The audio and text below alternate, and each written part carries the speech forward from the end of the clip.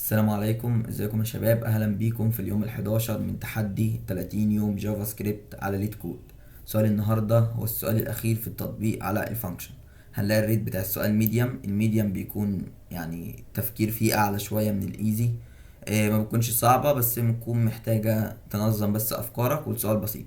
فخلينا نبص على السؤال باختصار. او ايه المطلوب في السؤال؟ بيقول لك عندك فانكشن اسمها ميمايز. قبل ما نبدا نعمل اي حاجه، ايه هو الميمايزيشن او ايه هو الميمورايزيشن فانكشن؟ الفانكشن دي مثلا وليكن انا عندي فانكشن بالشكل ده. الفانكشن دي كل اللي بتعمله بتاخد ارجيومنت، بعد كده بتعمل ايه في الارجيومنتس اللي هي بتاخدها دي؟ بتعمل مثلا وليكن هي بتاخد A و B وبتعمل ريتيرن للايه بلس البي. تمام.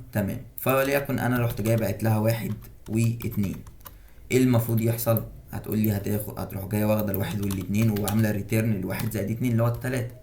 طب انا رحت جاي اعمل لها كول تاني ومديها واحد واتنين، هتقول لي برضه هتاخد الواحد والاتنين وتعمل ريتيرن للتلاته. قال لك هو عاوزك بقى تعمل تحاكي فكره الميمورايزيشن اللي هو ايه؟ لو انا بعت للفانكشن نفس الارجيومنت تاني ما تخليهاش تعمل كول، امال ايه؟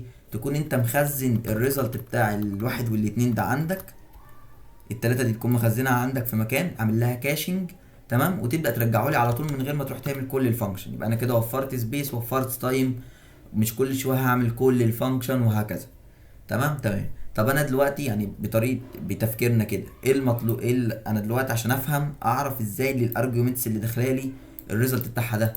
قال لك يبقى انت كده محتاج مثلا تيجي وليكن تعمل حاجه بالشكل ده وتقول له انت هتاخد مني ايه الواحد والاتنين.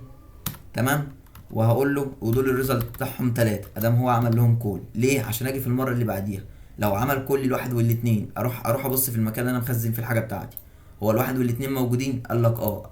على نفس الفانكشن الحاليه؟ قال لك اه. قال لك خلاص من غير ما تعمل كول رجع التلاته. طب ما لقيتش الواحد والاتنين موجودين؟ لا خلاص روح اعمل كول وهات لي بقى الارقام الجديده دي، الواحد والاتنين الجداد دول اللي هم مش موجودين، وليكن مثلا ايه؟ مش واحد واتنين، رحت جاي باعت بقى واحد وتلاته. هل واحد والتلاته موجودين؟ قال لك لا. قال لك خلاص خد الواحد والتلاته دول نروح جايين مخزنينهم هنا كده في المكان بتاعنا دون. تمام، الواحد والتلاته ماشي. وهنا هو مش هو عمل لي ريتيرن الاربعه؟ او هات الاربعه كمان خزنها في المكان هنا عندي، في المكان اللي انا بخزن فيه. انا ما اعرفش لسه لحد دلوقتي المكان ده اسمه ايه ولا هنخزن فيه بالظبط. تمام بالشكل ده. يبقى انا كده قدرت اوفر الكول اللي كل شويه يحصل للفانكشن على نفس الارجيومنتس. فده بالظبط المطلوب في المساله بتاعتي. بيقول لك اللي انت عندك فانكشن اسمها ميموايز، هيجي لها فانكشن تمام وهتعمل ريتيرن للفانكشن تاني. عاوزك ما تعملش كول الا في حاله ان الارجيومنتس دي اول مره تخش.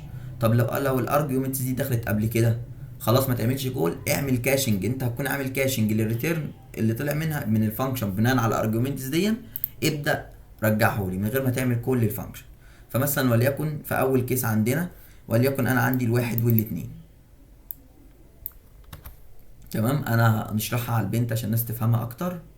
تمام، انا وليكن هنا عندي دي عدد مرات اللي هيحصل فيها كولز، وهنا تحت كده دي كده ايه الحاجات اللي هو الارجيومنتس اللي هو يبعتها في كل مره. تمام، وليكن انا عندي مكان ما اهون هخزن فيه الريزلت بتاعي بالشكل ده اهو.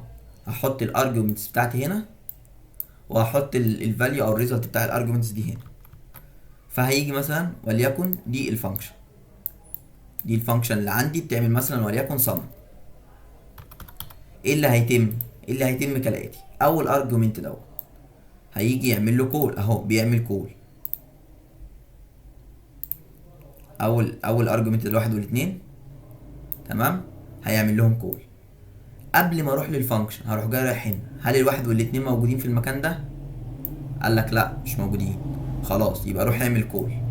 طب عملت كول، 2 زائد 2 بتساوي كام؟ 4. اروح جاي هنا حاطط الاتنين والاتنين واحط الناتج بتاعي 4. كده عدد مرات الكول. عملت كول الفانكشن دي اول مره اهو.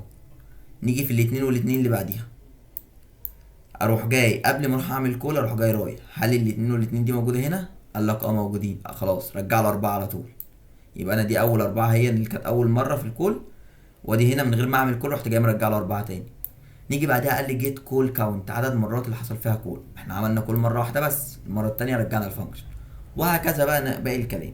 طب يا بلال، هو احنا ممكن نخزن الفاليو دي او الارجيومنتس اللي داخله والفاليو اللي داخله دي في حاجه ايه؟ ممكن قالك ممكن نخزنها في الماب، وليكن في الماب دي الماب بتاعتنا هي. الماب دي بتاخد مني ايه؟ بتاخد مني كي سترينج مثلا، بتاخد الفاليو بتاعته، فقال لك ممكن نخزنها في الماب. طيب تعالوا بقى بما اننا فهمنا نبدا كده نمشي الخطوات بتاعتنا واحده واحده. يبقى انا كده اول حاجه عاوزها من قبل ما اعمل اي حاجه ايه؟ ان اعمل الماب بتاعي. الماب ده اللي اعمل فيه ايه؟ اللي هبدا اخزن فيه. فاعمل مثلا وليكن ليت ماب ايكوال نيو ماب، نيو ماب، تمام بالشكل ده. بعد كده اجي في الفانكشن بتاعتي هنا، قبل ما اعمل اي حاجه انا محتاج امسك الارجيومنت بتاعي ده واحوله للكي اللي موجود في الماب. انا مش لسه بقول دلوقتي اللي انا قبل ما اعمل اي حاجه بروح الاول للماب بتاعي ده؟ خلاص بقى الماب بتاعنا مش الماب هنا في صوره سترينج. يبقى انا محتاج امسك الارجيومنتس اللي داخلالي ماشي، واحولها مثلا وليكن نعمل فاريبل اسمه كي واقول له جيسون دوت سترينج فاي، جيسون دوت سترينج فاي للماب بتاعي. الماب بتاعي اللي هو الارجيومنتس بتاعتي اللي داخله. تمام كده انا حولت الارجيومنتس بتاعت الماب. بعد كده اعمل ايه؟ اروح اعمل كونديشن، اروح للماب اللي عندي اللي انا عملته فوق دون، اقول له دوت هاز، هل الماب دون موجود في الكي؟ انا فعلا لقيت الماب موجود في الكي. لو لقيت الماب موجود، لو لقيت الكي موجود في الماب سوري، هنعمل ريتيرن لماب دوت جيت الكي. كده هيرجع لي الفاليو بتاعت الكي دون. اقول له رجع لي الفاليو بتاعت الكي ده من غير ما اعمل كل الفانكشن ولا اي حاجه. طيب لو ده متحققش، لو ده متحققش يعني ما حصلش ريتيرن، يعني الفانكشن ما خلصتش، يعني الكود اللي هكتبه تحت هنا هيتكمل، هيبدا يرن هو كمان او يشتغل. فاعمل ايه؟ اقول له لا، ساعتها في الحاله دي انا عاوزك تروح تعمل كول للفانكشن بتاعتي اللي هو بعتها وتبعت لها الارجيومنتس بتاعتي. طيب مش محتاجين كده نخزن دون، وليكن كونست ريزلت ماشي، اخزنه. ليه هخزن الريزلت بتاعي؟ عشان اروح جاي في الماب اقول له دوت سيت واحط الكي بتاعي اللي هو اللي فوق ده، ما هو الكي ده انا ما لقيتهوش في الماب، فاروح جاي مخزن الكي بتاعي. طب خزنت الكي والفاليو، الفاليو اهي اللي هو الريزلت اللي راجع من الفانكشن دي، اقول له الريزلت. يبقى انا كده قدرت اخزن الكي والفاليو زي ما كنت بعمل هنا كده. بخزن الكي اهو زي ما كنت بعمل هنا كده، بخزن الكي بتاعي والفاليو في الماب اهو، عملتها هنا كده. ليه؟ عشان اجي في المره اللي بعديها قبل ما اجي اعمل كول اروح جاي رايح للماب الاول اشوف الارجيومنتس دي حصل لها كول قبل كده ولا لا. تمام. بعد كده انا خزنت، اعمل ايه بقى؟ اعمل بقى ريتيرن للريزلت. هو عاوزك ترجع له الريزلت في الاخر. احنا كنا الاول لو هو موجود في الماب برجعه، بعمل ماب دوت جيت للكي يرجع لي الفاليو. طب لو مش موجود في الماب خلاص احنا عملنا كول للفانكشن ورجعنا الريزلت بتاع الفانكشن. قال لك طب جيت كول كاونتس اللي هي عدد مرات اللي حصل فيها كول.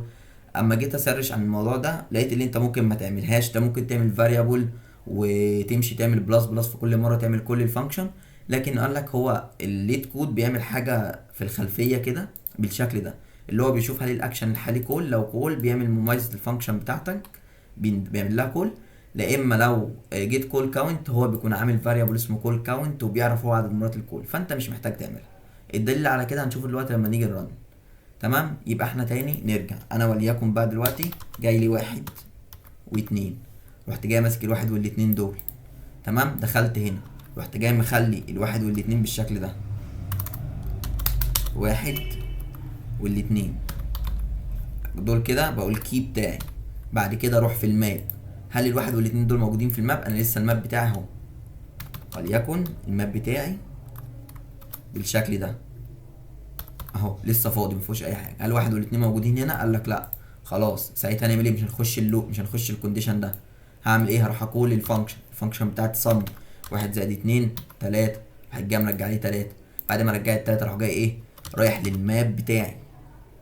الماب بتاعي اعمل ايه في الماب؟ اروح جاي اقول له انت هتاخد الكي اللي هو الواحد والاتنين اللي هو اللي فوق دون، وهتاخد الفاليو اللي هو الريزلت اللي راجع من الفانكشن اللي هو 3 اهو، خليهم كده. واروح جاي اعمل بعد كده ايه؟ ريتيرن للريزلت بتاعي 3. نيجي في المره اللي بعدها انت جاي باعت برضو 1 و2.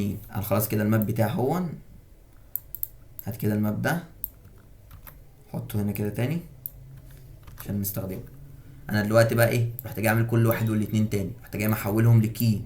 رحت جاي داخل هنا قلت له هل الماب بتاع الماب اهو في الكي دون؟ قال لي اه موجود. قلت له خلاص ريتيرن ماب دوت جيت الكي. راح جاي مرجع لي الفاليو بتاعته. هيروح جاي مرجع من هنا كده،